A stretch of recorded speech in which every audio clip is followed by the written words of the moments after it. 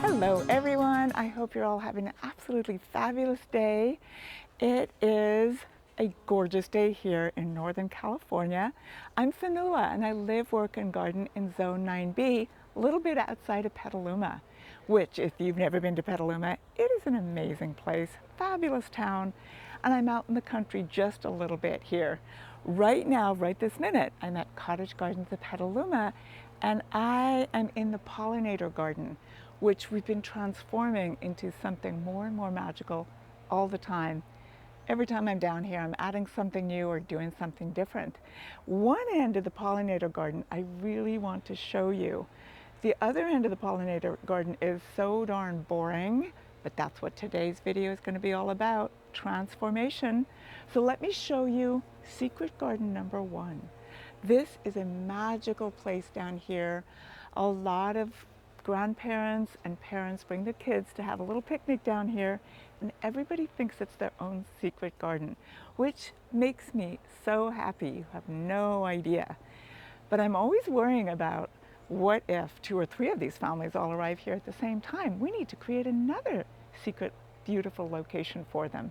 But let's go check this one out. Come on. This is a little secret garden down here in the shade. We got a picnic table. So if you're ever in the area, just bring a little picnic for yourself and come on down here. And it's very secret and very beautiful, and you're kind of hidden away from all the rest of Cottage Gardens. But only so many people can fit here. And if one family is enjoying their secret garden, what are we going to do? I'm going to show you. I'm going to transform something so there'll be a second secret garden. Come with me and I'll go show you where we're going to work today. Here we are in the pollinator garden down the hill at Cottage Gardens of Petaluma, where the pollinators are happy, the sunflowers are growing, the roses are blooming. And walking this way, it is really very inspirational. Got a like winding pathway, garden art, and all kinds of loveliness, including some bird houses that the tree swallows are absolutely loving. But everything is not stunning and perfect down here. Going this way, it kind of ends in a very uninspirational section. Let me show you. Lifted it up a little bit, but this end remains boring and uninspiring. So this is what I'm going to work on today. I'm going to do something about this.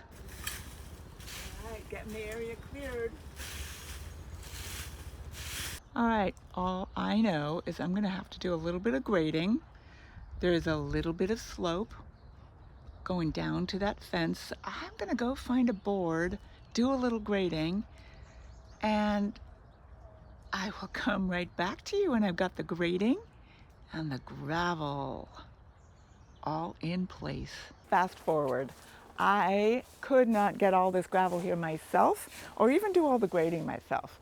So my fabulous guys helped me out. We got a board back up against the fence.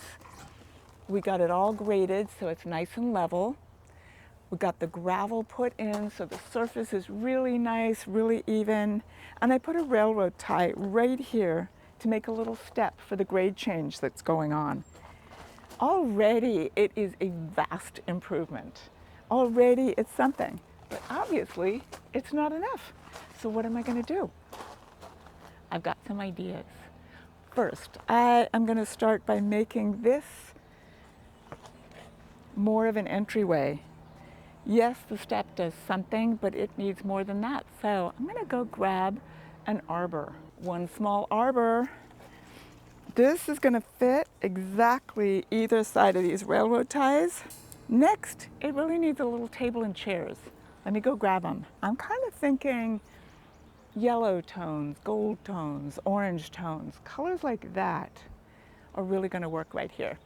I'll be right back with the table and chairs. Here is a really lovely little line of tables and chairs that I carry. They're from Italy. And they come in a whole range of colors. And this has been a floor model up the hill for quite some time. I think it's the perfect color for down here. So there we go. It is coming together. Now that I've decided that yellow is the theme, I'm looking around cottage and finding all these various pots and garden art that I'm going to start enhancing this whole area and turn it into secret garden number 2. It's so cool. Just by placing this arbor right here and having the step right here, I'm already using this as the entry and exit of my little tiny courtyard that I built here. Okay, so what I'm going to do, I found this really beautiful cordyline in those yellow tones that are really going to fit down here. And I'm going to stage it, because I really recommend doing that. When you're creating a new area, kind of stage it a little bit first and see what you think. Walk back and forth, look at it. Does this plant work? Is it doing what you want it to do? So far, so good. I love what it's doing here. I really like it. I love the way the color pops against the fence. I love the little bit of pink tone in it. Love how it goes in that container. And cordylines are so great in containers. They're great in the ground too, but they just thrive in a container. This particular location, right now it looks a little shady, but it's going to get some afternoon sun. So I'm really conscious of whatever plants I'm using around here can tolerate that kind of situation. It's early morning right now, so yes, shady, but hot afternoon sun's going to hit this area, so I'm really mindful of that, picking plants that can take a little bit of sun and a whole lot of sun at the same time. Shade in the morning, sun in the afternoon, that cordyline's going to be super happy. Now, I think I'm going to add a little bit of orange. And the arbor looks a little bit bare, so I'm thinking I'm going to plant something that can go up this arbor. But already I like the way this looks, and I love the way it goes. It's not yellow, but it is a very complementary color. And I'm going to bring it all together. I need a matching one for that size though. All right, matching pot for the other side. All right, these arbors are built for climbers. I grabbed a couple of passion vines just to see how it looks when I was up there.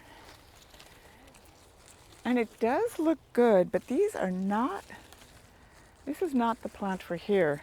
This passion vine is going to want to be like 40 feet tall, and it's going to escape and go up the oak tree or something, but I do like the way the vine itself looks.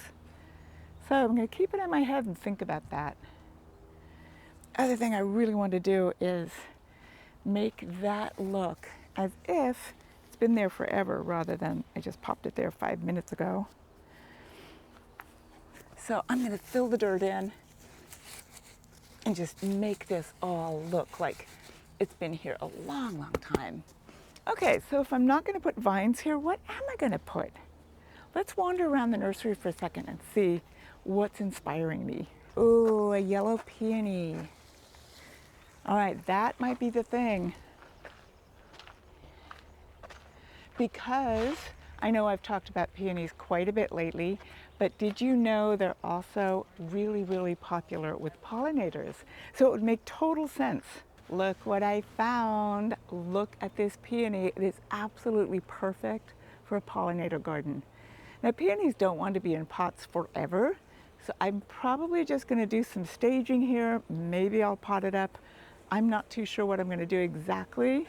First, I have to see, does it actually even work where I'm putting it? And I think it's gonna. What is so amazing and makes this so popular with the pollinators is the nice big open face. Great landing place for the honeybees and full of all those anthers and pollen in there. This variety is called sequestered sunshine. It is such a ray of sunshine. It's so pretty. It's one of the itos, or itos is really how you're supposed to say it, but it's very hard to change it when I've said it ito for so many years.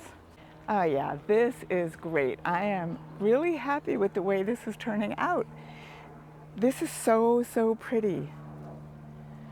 But it obviously needs more. So, what am I going to do? I can see some kind of barriers needed there. The fence is still a little bit of a boring fence.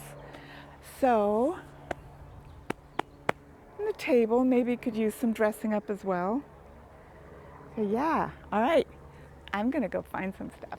All right, I got a tuffet, a square tuffet.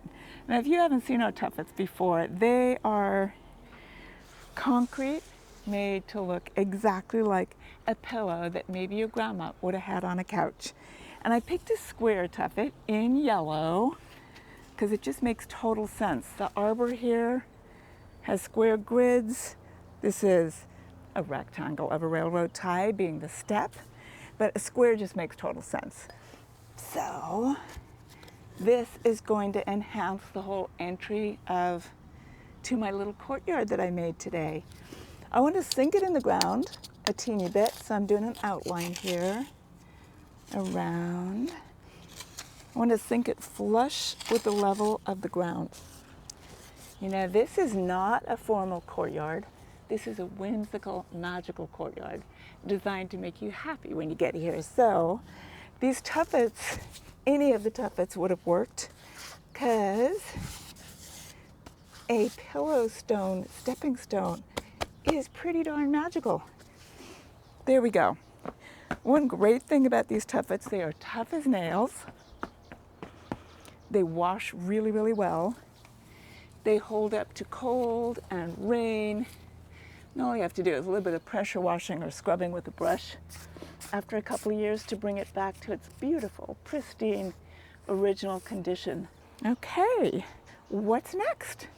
That boring fence, I think, is what's next. So we're in the pollinator garden here. So an outdoor mirror, with bees and honeycomb makes total sense, don't you think? Also, the color scheme matches exactly. There we go. Yay, I love it. I think the mirror needs a little bit more beside it, so I'm going to enhance it with a couple of dragonflies made by the same company, so the same kind of patina. However, let me just stop right here. I am so lucky. I have so many ingredients here at Cottage Gardens for me to play with. What I want to tell you is you follow your heart. You make yourself a magical spot in your garden that really speaks to you. We, all of us, have different styles, different aesthetics, different things that really make us happy and make our hearts sing. Don't deny your own heart its happiness. Make the secret garden that you love in your garden. I cannot emphasize that enough. This is your garden. You do whatever you want in it and have fun. I get to do that here and at my own home garden, and it is the best thing in the world. It still needs a little more around here, some kind of barrier that defines the wilderness of over here from my actual little courtyard. And I think I know what I want to do. So on the other side of my new little courtyard, I have a large obelisk with a rose growing up it. So I brought a small obelisk to put over on this side to kind of mimic it in a way and just add to the whole a little bit of a barrier. But I need more, and I need something else as well. Do you remember these poppies? I think they're going to be perfect. Now, they're not real poppies, of course, but they do fit the color tones, and actual real poppies are great pollinator favorites. So these fabulous little poppies from Zimbabwe, fair trade company, I love the people, they're going to make a little barrier for me. Just a matter of placing them exactly in the right place. I'm making a little fence of poppies. Now, obviously, this would not keep any self-respecting dog or child or anybody out of here, but it gives you that visual barrier that is, I think, really works. And I'm going to do the same on the other side. And I'm making it so it works from both sides. I'm going to probably go over to the other side and tweak it a little bit. And even though these are not plants, actual real live plants, I'm still doing the odd numbers because odd numbers in plants and decor is actually very pleasing to the eye. So that's what's happening right here. I think it needs one more thing. It needs a different texture, same color tones, different texture. You have no idea how many times I walk back and forth, look at it, and try to think, what does it need? So I know I need a different texture. I know I need a certain color tone. I know something needs to be able to tolerate shade and sun. And if it makes the pollinators happy, that'd be fabulous. So let's go see what I got to play with. A couple of plants that I'm incredibly enamored with right now. This might be a little too green, but I'm going to try it out in the location and see. This is Teucrium Summer Sunshine. It is absolutely spectacular this time of year just with the foliage, but it also has these little purpley blue flowers that the honeybees really, really love. So it totally fits with the pollinator garden idea. The color might not be right, but how you find that out is placing it, walking back and forth a dozen times, like I said, and then that's really going to help me decide. This grass, now, oh my goodness, this might be it. The color is incredible. This is Carex testacea. It's from New Zealand, which I love. The colors are amazing. These two are actually a really great combination. But I'm going to test it out and see which one I choose for down there. But yeah, talk about different texture. And it may not make the pollinators happy, but it sure is making me happy. I'm going to go try it out, see which one I like best. Not bad. It is not bad.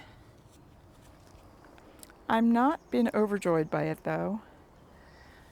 Maybe it needs to go someplace else. Let's try the Carex testacea. Oh yeah, I think that's the one. I think that's it. I love the way the colors goes with the poppies, goes with the gravel, goes with the table, echoes the look of the cord line on the other side. So you've got the cord line exploding up and out of that yellow pot. This has the same growth habit in that it's exploding up and out of the ground. So I think the Carex is it. Okay, I'm going to plant it. I'm just being lazy and not going back up the hill to get a shovel. But my trusty little trowel is doing the job. Soil's pretty light down here. As always, you dig a hole twice as wide, half again as deep. Most grasses are not too fussy. Oh, something else I want to tell you about Carex testacea. Testacea is that it's evergreen, which is very cool. Ornamental grasses that are deciduous and that die back in the winter, they're incredibly valuable too. But I love the fact that it's evergreen. Mixing up a little bit of beautiful soil booster in here. Breaking up the roots a little bit. And this plant, it gets about 2 feet wide at maturity. It's really nice, very arching and low, and a really lovely presence in the garden.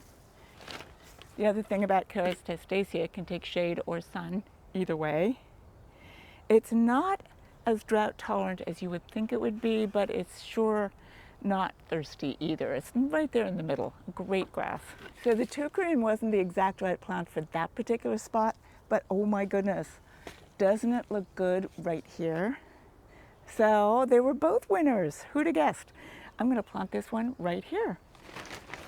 All the Teucriums are really nicely drought tolerant plants. They're great. They're very lush, leafy, evergreen. They make great flowers that the pollinators really do love. And germander is another name for Teucrium. I have a different kind of Teucrium down that end called Teucrium botanicum. I've told you about it before, and it's like 5 feet tall and wide. But this beautiful little summer sunshine does not get much taller than this. Stays nice and low, about 12 inches tall max when the blooms are on it. And it's just the nicest little front of the border plant, or in front of an orange pot plant. Great pollinator garden addition. And like I said, it's got flowers that are adorable that happen in the summer. So there we go. All right, now I think there's just one more thing needed. That table needs me sitting at it and maybe something to be on top of it for when I'm not there. I'm gonna go find something. This guy. Now remember, this is all about whimsy and magic and fun. This little robot is kind of a spacey edition of a garden gnome. And the cutest thing happens. He's solar, so at night his little antennas light up. And he is just so, doesn't that make you smile? That's what my gardening style is all about. Does it make you smile? Does it make you feel like a 4-year-old? Are you happy? That guy just makes you smile. How can you not? There you have it, everybody. I hope you enjoyed this video all about transformation.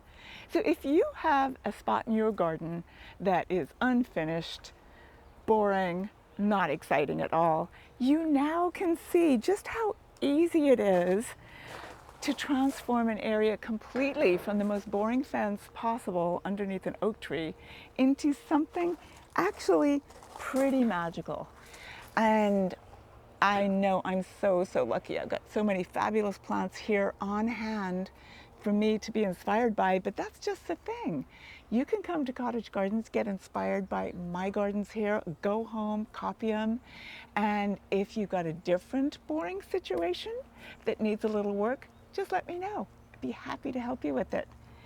So find me on Facebook or Instagram anytime at all, but the best place to find me is at Cottage Gardens of Petaluma. But I would love to hear about your stories. What did you transform? Send me some pictures if you can. That'd be super cool. Let me see what you've done in your garden that you're excited about, that you've changed something completely uninspiring into something magical. I would love to hear about it. Okay, everybody, drop me a comment, come visit me. I'm gonna see you guys next time. In the meantime, happy gardening.